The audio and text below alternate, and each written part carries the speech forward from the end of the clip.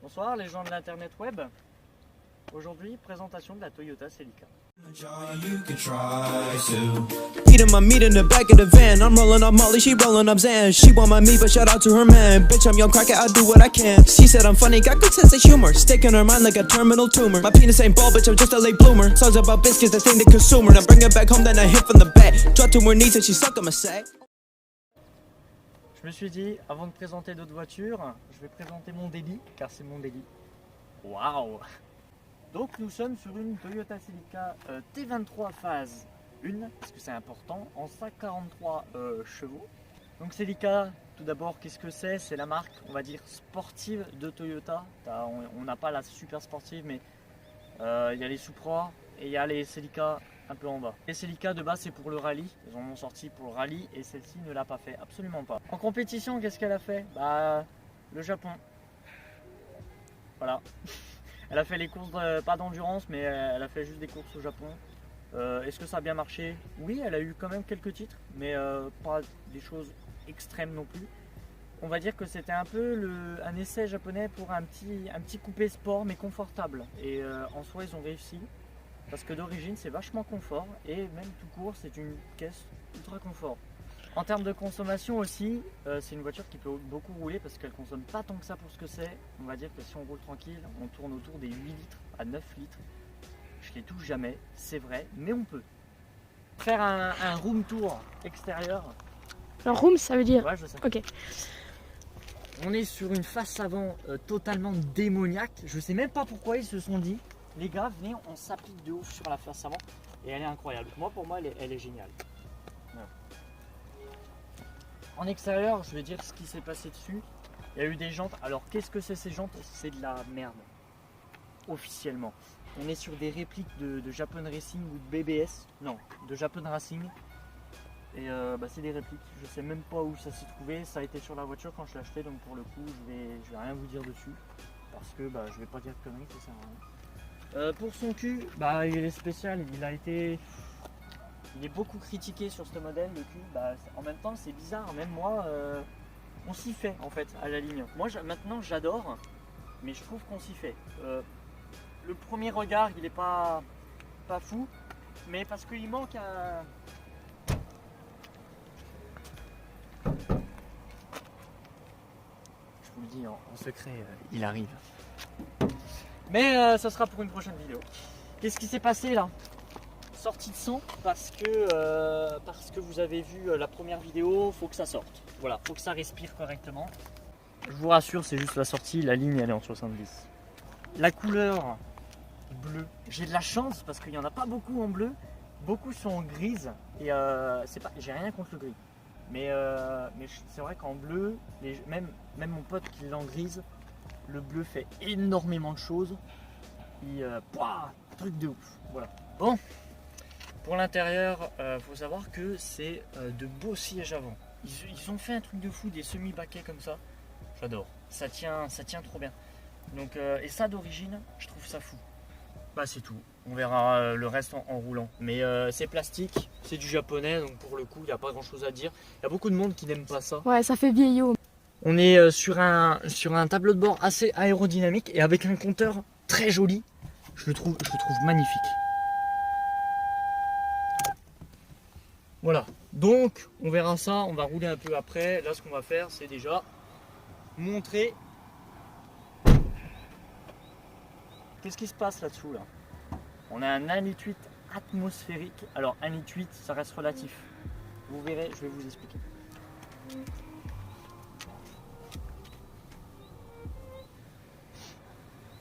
Bon. Donc les trucs en bleu c'est pour aller plus vite, vous avez dit bon.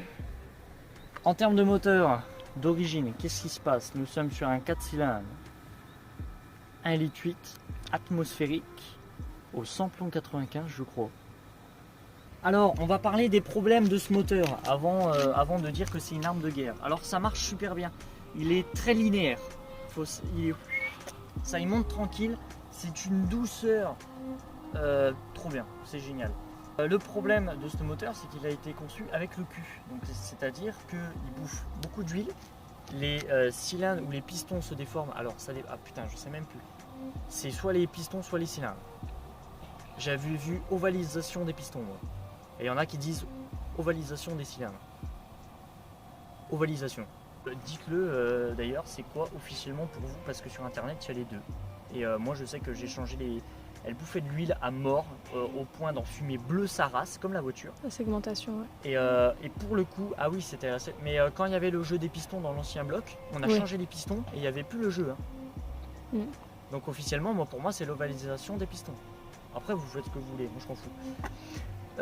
Qu'est-ce qui s'est passé dessus? Là il est en full éthanol.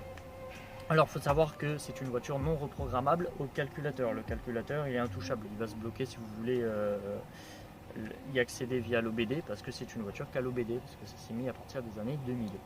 Donc pour rouler full éthanol, nous sommes sur des injecteurs 2ZZ FE. Non, GE, pardon, c'est celui-là, le 1ZZ FE. Donc injecteur de 2ZZ GE, donc de la 192 chevaux. Injecteur plus gros débit, plus d'essence. Et comme l'éthanol, il faut plus d'essence pour que ça marche. Et ben ça marche super bien. Voilà. Est-ce qu'il y a besoin d'une vidéo expliquant ça? Je ne pense pas. Voilà. Vous pouvez pas vous louper. Les injecteurs de ce moteur sont verts. Les injecteurs du 2ZZ sont jaunes. Vous les connectez, ça marche direct. Vous changez, branchez, terminé. Hein. Vous mettez de l'éthanol dedans, ça marche direct. Sinon, mis à part ça, il faut savoir que c'est une voiture qui déjauge. Chiant. Truc de chiant en fait. Donc non seulement elle consomme de l'huile, et elle déjauge quand vous êtes au minimum. Donc si vous faites pas gaffe, et ben, il y en a beaucoup qui pètent leur moteur. Du coup, je suis l'une des seules Celica, parce que j'ai jamais vu de propriétaire qui ont ça. J'ai un carter cloisonné fait chez TRD Développement, Toyota Racing Développement. Donc hop, petit carter en alu juste là, et on va se baisser pour vérifier ça, parce que je sais que personne n'en a. Donc autant, hop, c'est rien l'huile qui coule partout, c'est parce que c'est une japonaise. Non, pourquoi ça coule partout? Parce que comme un con, le bouchon a sauté plusieurs fois et hop, plein d'huile au large et tout. T'es mal serré et puis avec la pression. Mal serré, et du coup mon train avant, ça se dit pas le train avant, t'as dit? Bah, c'est quoi? C'est le train arrière, ça se dit. C'est le berceau. C'est des berceaux? Oui. Le berceau est plein d'huile. Tu peux le fister direct, ça rentre direct. Voilà. Radiateur plus épais, pourquoi? Parce que celui d'origine 300 000, il est un peu pété. Donc hop, radiateur plus épais, un truc de course, TMTC. Donc pour fister de la Golf, ça marche. Donc elle a une ligne inox. Alors une semi-ligne inox, ça commence à partir de l'intermédiaire. Mais il faut savoir que sur cette voiture, la ligne elle fait collecteur, catalyseur, silencieux. Donc c'est-à-dire que normalement vous ne pouvez pas couper de catalyseur intermédiaire. Normalement vous avez un intermédiaire. Donc moi ça a été coupé après le catalyseur. Dégage la mouche de mort là. Elle a été coupée après le catalyseur et du coup je suis en ligne full inox RC Racing Group N. Voilà, donc j'ai quand même un petit silencieux, mais petit silencieux qui n'arrête pas grand chose quand même. Ah, je suis posé en ressort court aussi, j'ai failli oublier. Donc là je suis en taille, je suis en 17 et elle est posée sur ressort court. Et ça tient énormément la route pour ce que c'est. C'est fou hein. C'est une bagnole, waouh, je suis étonné. Donc là on est quand même sur du pneu Mazzini. C'est de la merde, mais c'est de la merde. Mais putain, qu'est-ce que ça tient avec ça? Les 4 hein. Souligne quand même que t'as acheté des Toyo et que t'as fait 10 000 km. Hein. Ah ouais, j'ai fait des Toyo 10 000 km. Mais je trouve que c'est bien. Je trouve que 10 000 km avec des pneus en attaquant pas tout le temps, mais dans les virages, je roule pas doucement quoi. Non. En fait, avec cette voiture, je trouve qu'on on perd l'habitude de freiner pour tourner. Ouais. On va tout de suite sur une route à 80, vous allez tout le temps être à 80. Et là, les mecs qui me disent ouais, moi avec ma Clio 2, moi aussi je suis à 80. Non. Sur les grosses routes, je veux bien, mais sur les petites routes, une voie de campagne, dans des petits virages, vous n'êtes pas à 80 parce que vu le nombre de bagnoles à chaque fois que je rattrape alors que j'ai pas l'impression de rouler vite, ce truc c'est un karting. Faut savoir que là, alors avec l'éthanol, passage à l'éthanol, on s'approche, on dépasse les 150 chevaux pour moi. On est quand même autour des 155 chevaux. Entre 150 et 155, je pense, on a un gain de puissance niveau couple, c'est génial. Et en plus de ça, c'est une voiture qui pèse 1 tonne 70 kg. C'est pas beaucoup. Voilà, donc 150 chevaux pour 1 tonne, on est quand même pas trop mal. Et ben un démarrage. On va démarrer la bête. On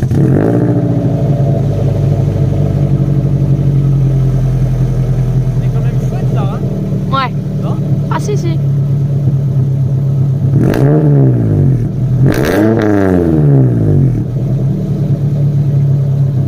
C'est bon? On va rouler. Ah, je sais ce que j'ai oublié au niveau moteur, j'ai un refroidisseur d'huile au-dessus du filtre à huile. Il faut savoir que quand j'ai acheté le moteur, le mec avait mis un petit système pour refroidir l'huile. Du coup, c'est pour ça, moi la mienne, elle chauffe vraiment pas du tout. Et c'est pour ça que dans l'ancienne vidéo où je montre à la faire péter, la mienne, elle roule toujours après 20 000 km. Et c'est peut-être aussi grâce à ça. Donc faites très attention à ça, prenez-le en compte que moi elle refroidit bien, parce qu'il faut savoir, la faire péter, ça chauffe énormément les cylindres, donc à faire avec modération. Alors je dis pas que ça se fait largement, hein, son radiateur et tout ça, mais à ne pas en abuser, tout simplement. De temps en temps. De temps en temps. Au rasso, faut éviter. En roulant, pourquoi pas, parce qu'en roulant, dans tous les cas, ça refroidit. Mais à l'arrêt, évitez de le faire au maximum comme ça. On est quand même sur un son.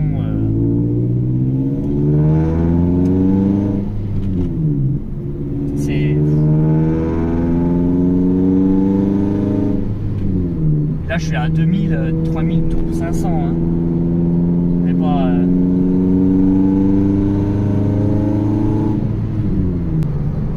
Donc, au niveau de la boîte, on est sur une boîte agréable à la conduite. On est sur une boîte 6, une boîte très coupleuse, je trouve.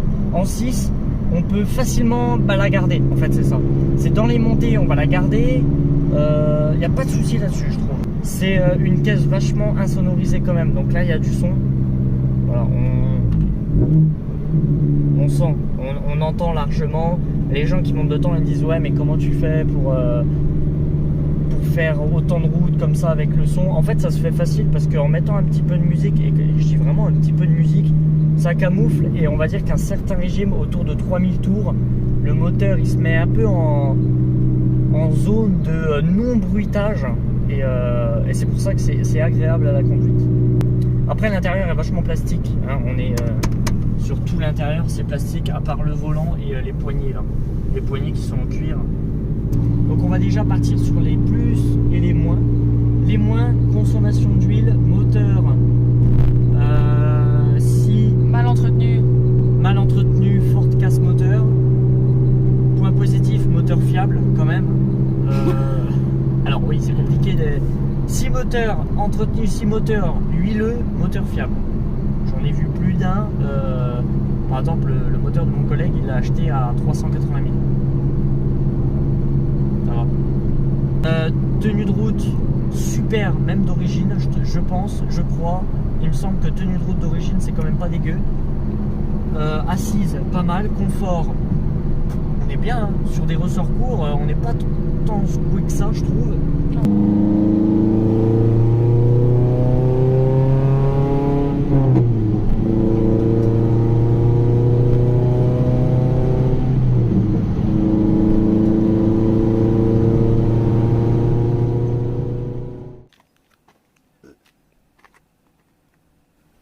Voilà, j'espère que ça vous a plu. C'était une présentation assez rapide parce que c'est ma voiture et j'arrive pas trop à... Je sais pas quoi vous dire de plus dessus, à part que c'est une super bagnole. C'était un avant-goût des présentations JDM. J'espère en faire plein de présentations spécialement japonaises et pas spécialement modifiées. Pourquoi? Alors j'accepte les modifier et j'accepte entièrement les origines. C'est important de connaître la voiture à sa juste valeur et ce qu'on peut faire aussi dessus. Aussi, ça sera des petites comme des grosses. Pourquoi? Parce que aussi c'est pour conseiller aux gens et pour non conseiller aux gens. Est-ce que je vous conseillerais la Celica? C'est ce que je vais demander aux gens qui vont présenter leur véhicule. Est-ce que vous la conseillez? Les points positifs, les points négatifs, tout ça. Moi je vous l'ai dit, les points positifs et négatifs. Confort, on est pas mal, tu peux faire beaucoup de routes, ça consomme pas spécialement beaucoup. Passage à l'éthanol ultra rapide et simple et pas cher. Point négatif, le moteur. Le moteur en soi... Alors, le point positif du moteur, c'est qu'il marche bien pour ce que c'est, je trouve. Il prend super bien ses régimes, sonorité incroyable, tout ça. Point négatif, c'est vraiment l'huile. L'huile en question, c'est la merde. Si c'est mal entretenu, ouais. Il bouffe de l'huile, il déjauge, il faut très faire attention à ça. Si vous pouvez choper la phase 2, tout simplement, bah parfait. Pour moi, c'est une excellente voiture, la T23. La cote, le prix? Le prix actuellement, je crois qu'on est autour des 5000 euros. Je pense 5-6 000, ouais. 5000 euros, tu peux choisir une mauvaise comme une bonne. Donc je pense que c'est la moyenne. Je pense qu'une bonne T23 comme ça, même en phase 1, où t'as rien à faire dessus, où elle est bien entretenue, je pense que c'est 6000 euros. Une phase 2 ou une Celica TS 192, c'est autour des 8 à 10 000 euros. Donc après, voilà. Mais je trouve que je suis pas plus emmerdé. Je suis pas emmerdé. C'est une voiture, il y a pas les bobines, ça peut être toutes les pièces moteurs, les bobines, il n'y aura pas de problème d'alternateur, les bobines, la pompe à eau, les conneries comme ça. Pour le coup, c'est un moteur fiable quand même. Donc le 1ZZ, il est quand même monté sur pas mal de Toyota. Et c'est le seul qui est poussé à 143. Sinon, en général, il est en 129 sous les A26 et les Corolla Verso. Et peut-être les Corolla tout court, mais je sais pas. Moi, je suis habitué au D4D sur les Corolla. Donc voilà, j'espère que ça vous a plu. Sur ce, à la prochaine pour une autre vidéo. Et bisous.